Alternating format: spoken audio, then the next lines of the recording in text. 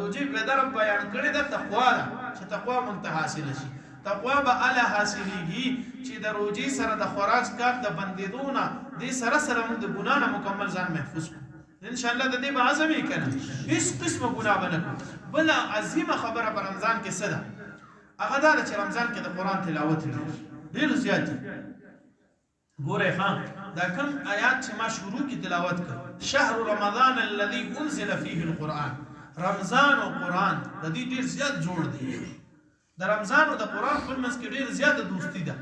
ډېر زیات جوړ دی الله په آیات کې یو ځای ذکر کړی دی په میاشت د رمضان چې موږ پکې نازل کړی دی قرآن شهر رمضان الذي انزل فيه القرآن میاشت د رمضان هغه چې دی قرآن نازل شوی د رسول الله صلی الله علیه وسلم او د جبرائیل علیه السلام د دې دوه دور په رمضان کې کېده د دې دوه دور په رمضان کې کېده په تراویح کې حضور اقدس صلی الله علیه وسلم قرآن په رمضان کې لستو اوس هم هغه عادت جاری دی امام احمد ابن حنبل رحمت الله علیه بارک راضی چې کله به د رمضان میاشت رانه نور کتابونه به بند کړل چې اوس صرف د قرآن میاشت ده نور کتابونه به بند کړل چې اوس صرف د قرآن میاشت ده نو ګوره حافظان خو دې کې لګي ختمونه کوي چې کوم حافظ ته ختم نه ملاو ځان له تراوو کې سپاره اړي 3 سپاره 5 سپاره څومره چې ډېر لوستي شي امام ابو حنیفه رحمت الله علیه بارک راضی یو قرآن به روز کې لوستو یو قرآن به شپه کې لوستو یو قرآن به روز کې لوستو یو قرآن به شپه کې لوستو دا کیږي خو چې تقوی ګوره نو عام کسان کوم چې حفاظ نه دي نو دوی خو کم از کم د رمضان نه علاوه روزانه یو سپاره په رمضان کې کم از کم 3 سپاره چې دا موږ لازمي وګرځو دا عادت به مخکې وو مخکې کو تاسو مساجدو ته خیال کړو کنه رمضان کې به دا مسجدونو کې به خامخا خلک ناستو قرآن به راغستو چا به تلاوت کو چا به ذکر کو ډیرو به تلاوت کو اوس چې موبایل راغلی دي ناغي سره خو نوې نسل بیخي قرآن ته شا کړه بلکې مشرانو کې مسا کمزوري را لغه اثر پیوش حنان کې دا د نقصان خبره ده قرآن خو د عزت کتاب دی من امت محمدیت کو اعزاز ملو دی دا ګور صرف د قرآن د لاسه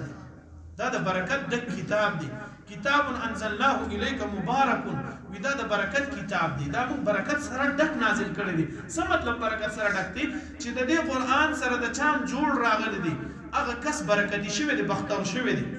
ګوره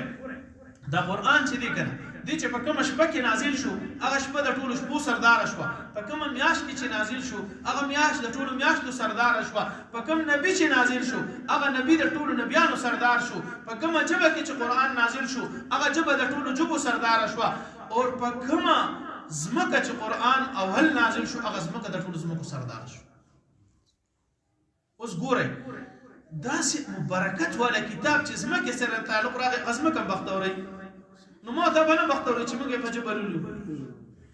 د رمضان په میاشت کې قرآن نازل شوی دی د ټولو میاشتو سرداره د میاشت د رمضان ده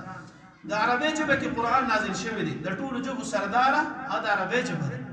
عربی ژبه ده حضور اقدس صلی الله علیه وسلم باندې قرآن نازل شوی دی د ټولو انبیاء او ټول انسانیت سردار اور د مکی پزمکه قرآن نازل شوی دی د مکی زمکه د ټول زمکو سردار د قرآن کې ورته ام القرآن ویل شوی دی په کومه شپه چې قرآن نازل شوی دی هغه شپه د ټولو شپو سردار ده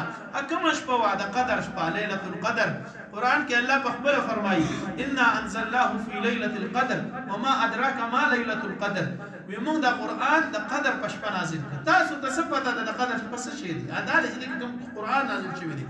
وجه علت سبب وسره الله مخکې ذکر کړ انا انزلناه من دا قرآن د قدر په شپه کې یعنی د شپې د قدر په نزول د قرآن ملو شوی دی د ليله القدر ته دا قدر عزت منزلت دا په سبب د قرآن ملو شوی دی بل عام مثال وره آسان ګوره ها د قرآن موته په یو رخیل دغه نه په پټه هغه رخیل یا د پلاستیک وی یا د لرګي وی هغه رخیل کله چې دین رخیل د لرګي نه رخیل نه جوړ شوی دینه ته د بیت الخلا دروازه جوړول شي د لټشي دروازه ته جوړول شي د دینه ته کورسې جوړول شي د پاسه په کې ناستې شي ګرځېدې شي په میچازې په کول شي تا باندې څه ګناه نه راځي په لرګي دی میچازې وکړي خو کو دغه لرګي نه یا دغه پلاستیک نه یا د اوسپنې نه رخیل جوړ شو او په هغه رخیل باندې 5 منټ صرف قرآن کې خوندل شو اوس د دغه لرګي د دغه اوسپنې د دغه پلاستیک ادب احترام پتا واجب شو به د حرام شو صرف 5 منټ ورته قرآن لګېدلی دی نه قرآن لوستی شي دا رخیل نه دا رخیل په قرآن په معانیو پیږي نه د قرآن الفاظ ادا کولی شي نه قرآن ځان سره محفوظ کولی شي د دې باوجود دومره غټ اعزاز دی ته میلاو شو اوس کم کس چې په خپله ژبه قرآن لولي یا کم حافظ یې هغې سینه کې محفوظ کړي په ژبه یې لولي ویې د ده به کومه مرتبه او کومه درجه د الله په نسبت د څومره غټ مقام نو رمضان کې یو مهرباني وکړو موږ هغه موبایلو کې د انټرنیټ د رمضان کې بند کړو مکمل چھٹی ورکړو اور عبادت ته ځان فارغ کړو کاروبار له دکان له وخت کم کړو مخکې په دکان کې زه 8 غنټې وم چې اوس رمضان کې زه 4 غنټې 5 غنټې کوم وره د شپې د تراویح نه پس بهتره ده چې سمده سودو کیږو وختي مسیرې کو پاسو اعمال وکړو دعاګانې وکړو اوږدې د روژهدار دعا ګوره ډایرکټ قبلېږي حدیث کې دي د دریو کسانو دعا نه رد کیږي یو د عادل بادشاہ دعا یو د مظلوم دعا چې د اسمانونو نه برخیږي او یو د روژهدار دعا د جماعتي په وخت